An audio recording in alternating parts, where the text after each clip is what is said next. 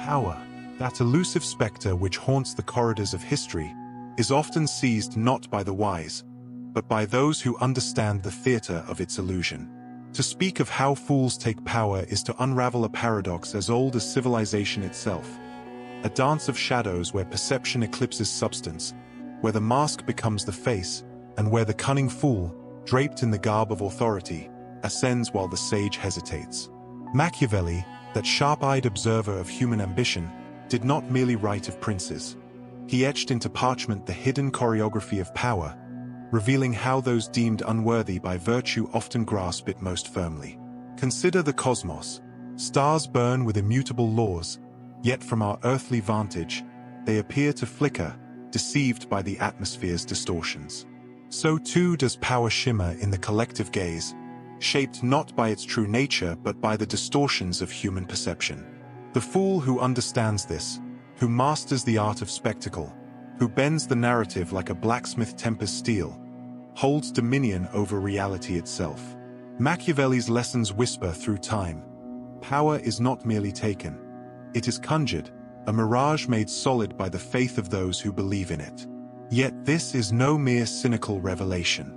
Beneath the surface lies a deeper truth, one that hums with the resonance of myth. The fool who rises is not always the jester of misfortune but often the trickster archetype, the Loki or the Hermes, who appends order not out of malice but to expose the fragility of our systems. When power is seized by those unfit to wield it, it becomes a mirror, reflecting back the vulnerabilities of a society that prizes illusion over wisdom, charisma over character. To explore how fools take power is to embark on a journey through the labyrinth of human nature, where ambition and folly walk hand in hand, where the boundaries between shrewdness and recklessness blur. It is to ask, is the fool truly foolish, or are we the fools for allowing the spectacle to blind us? Machiavelli's insights, when held to the light, reveal not just a manual for the ambitious, but a cautionary tale for the ages, one that demands we look beyond the throne to the mechanisms that uphold it. At the heart of Machiavelli's unsettling wisdom lies a revelation. Power is not a fixed entity but a living current, shaped and redirected by those who understand its fluid nature. The fool who seizes it does so not by accident, but by exploiting the unspoken rules that govern human allegiance, rules that prize appearance over essence, momentum over morality. To dissect this phenomenon is to uncover three interwoven themes: the primacy of perception, the theater of authority, and the calculated suspension of virtue.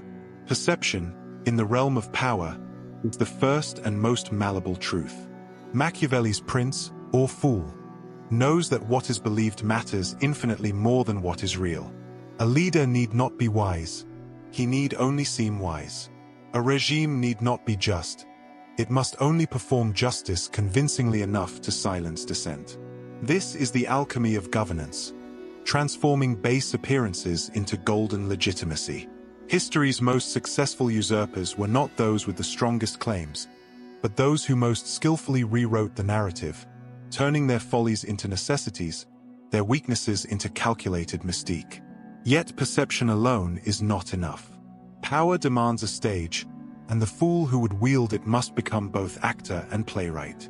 This is the theater of authority, where grand gestures replace substance, where boldness disguises recklessness, and where the illusion of control is mistaken for control itself.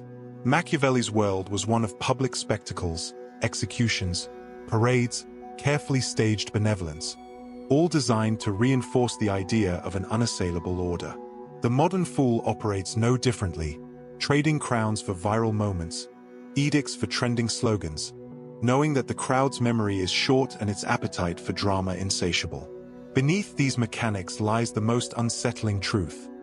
Virtue, in the quest for power, is often a liability.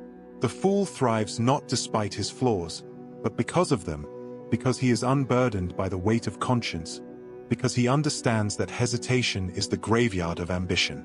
Machiavelli's infamous maxim, that it is better to be feared than loved, is not a moral prescription but a cold observation. The fool who embraces this thrives in the chaos of shifting loyalties, where the rigid moralist stumbles. Yet here, too, lies a paradox. The greatest fools are those who believe their own performance, who mistake the act of power for its essence, and who, in time, are consumed by the very illusions they crafted. To grasp the full weight of Machiavelli's insights, we must step beyond the realm of political strategy and into the realm of myth, where the fool is not merely a figure of cunning, but an archetype, a reflection of humanity's recurring dance with delusion. Consider the ancient tricksters of folklore. Loki, whose mischief unraveled the gods' order only to reveal their hypocrisy, or the fool of the tarot, who steps blithely off the cliff, unaware of the abyss, or perhaps, aware and unafraid. These figures are not just entertainers. They are disruptors, exposing the fragile scaffolding of power by refusing to take it seriously. In the grand theater of history, the fool who ascends to power often serves as a living indictment of the system itself. When Caligula made his horse a senator, was it madness, or a grotesque parody of Rome's corrupt nobility?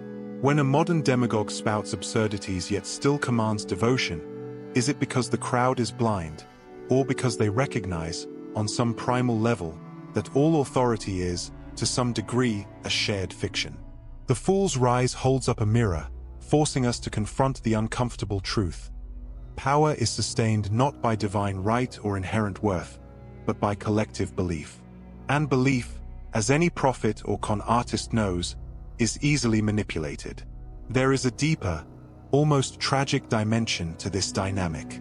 The fool who grasps power often begins as an outsider, a jester mocking the throne, only to become what he once ridiculed. This is the paradox of the trickster who overstays his welcome. In toppling the old order, he inevitably erects a new one, equally flawed. The revolutionary becomes the tyrant. The insurgent becomes the institution. Machiavelli understood this cycle intimately. The way power corrupts not because it is inherently evil, but because it demands compromises that erode the self. The fool who laughs at kings eventually dons the crown, only to find it weighs heavier than expected. Yet within this lies a perverse hope. If power is indeed a collective hallucination, then it can be reshaped. The fool's greatest lesson may be that all hierarchies are temporary, all authority contingent. The moment the crowd stops believing, the emperor stands naked. History's most enduring regimes are not those built on force alone, but those that mastered the art of sustaining the myth, and the moment the myth falters, even the mightiest throne crumbles. The mechanisms by which fools seize power are not relics of Renaissance courts or ancient empires. They pulse through the bloodstream of modern politics, business, and even digital spaces. To recognize them is to inoculate oneself against their sway, or, for those so inclined, to wield them with precision. Machiavelli's observations were never meant to be abstract. They were survival tools in a world where power was, and remains, a game of calculated illusions. Consider the modern demagogue, whose rise mirrors Machiavelli's warnings with eerie precision. They understand that controversy, far from being a liability, can be a weapon. Outrage commands attention. Attention begets loyalty. Loyalty consolidates power. The fool's genius lies in recognizing that coherence matters less than conviction, that a boldly stated falsehood often eclipses a timid truth. Social media, with its algorithmic hunger for engagement, has only amplified this dynamic. The fool thrives in the chaos of the timeline, where perception is fragmented, facts are malleable, and the loudest voice often wins by default. Yet the corporate world, too, is not immune. The charismatic but incompetent CEO, buoyed by sheer audacity and a knack for performative confidence, often climbs higher than the quiet strategist. Boardrooms, like palaces, reward those who master the theater of leadership. Grand visions announced in keynote speeches, relentless optimism in the face of failure, the careful curation of an image that suggests infallibility. The fool here is not the bumbling idiot, but the shrewd manipulator who knows that numbers can be spun, that narratives can override results, and that momentum often outlasts scrutiny. For the individual navigating these currents, the lesson is twofold: vigilance and adaptability. To resist the fool's ascendancy, one must cultivate the habit of looking beyond the spectacle, to question not just the message, but the machinery behind it. Who benefits from this narrative? What realities are being obscured by the performance? At the same time, there is utility in understanding these tactics, not necessarily to exploit them, but to avoid being crushed by those who do. Sometimes, survival demands speaking the fool's language, if only to subvert it from within.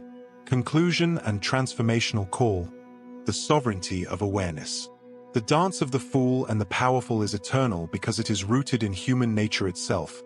Our thirst for narratives, our susceptibility to spectacle, our longing for leaders who project strength regardless of substance. Machiavelli's true gift was not a handbook for tyrants, but a mirror held up to the mechanisms of power, revealing how easily societies are gulled by their own desires.